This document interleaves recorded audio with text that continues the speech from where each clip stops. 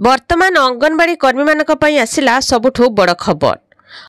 मंत्री कहिसंती जे अंगनवाड़ी कर्मी माने समाजजनक कर्मी और जो माने स्वेच्छाकृत भाव में सेमानकर स्थानीय संप्रदाय शिशुर जत्न एवं विकास पई सेमानकर सेवा प्रदान करछंती।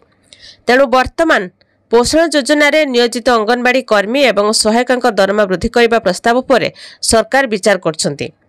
सूचना थाउ कि अंगनवाड़ी कर्मी एवं सहायक सम्मानजनक दरमा प्रदान करा जाउछि।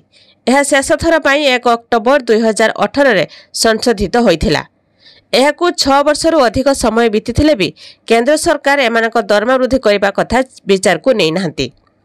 तेबे ए 6 वर्ष भितरे बाजार रे अनेक परिवर्तन होई सारछि। 2019 परठारु महंगा बाजार 2-3 गुण वृद्धि पाइछि। हेले अंगनवाड़ी कर्मी एवं सहायक सम्मानजनक राशि वृद्धि कथा चिंता न करबा कर्मी मानक मध्य असंतोष सृष्टि करिछि।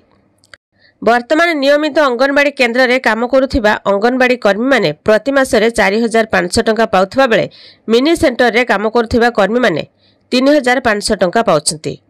अंगनवाड़ी सहायक मानकु प्रति मासरे 2250 टंका दरमा दिया जाउछि।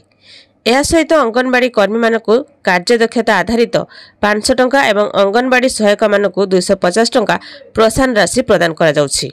एवं अंगनवाड़ी कर्मी को सशक्त करबा पई आसिला स्वतंत्र ऐप। ए ऐप रे आप समस्त कार्य करिवे अंगनवाड़ी कर्मी। Anganwadi welfare and service overnight monitoring everywhere app. A app माध्यम रे समस्त कार्य करिवे अंगनवाड़ी कर्मी। ए ऐप द्वारा साधारण लोक एवं अभिभावक फीडबैक मध्य देई परिबे। प्रभाती परिड़ा जोगदेई कहिसंती जे राज्यर समस्त अंगनवाड़ी निजस्व घर निर्माण कराजिबो। सेठी पानी बिजुली व्यवस्था मध्य कराजिबो। निज अंचल रे आसुथिबा अंगनवाड़ी सेंटर को सीडीपीओ माने आसिबे। 6 मास को थरे प्रति अंगनवाड़ी केंद्र को सीडीपीओ माने परिदर्शन रे आसिबे। यह सहित अंगनवाड़ी रे राज्य रे चलिबो आस बुलीजिबा अंगनवाड़ी कार्यक्रम। एही कार्यक्रम रे अभिभावक और साधारण लोक जाई अंगनवाड़ी केंद्र परखिबे।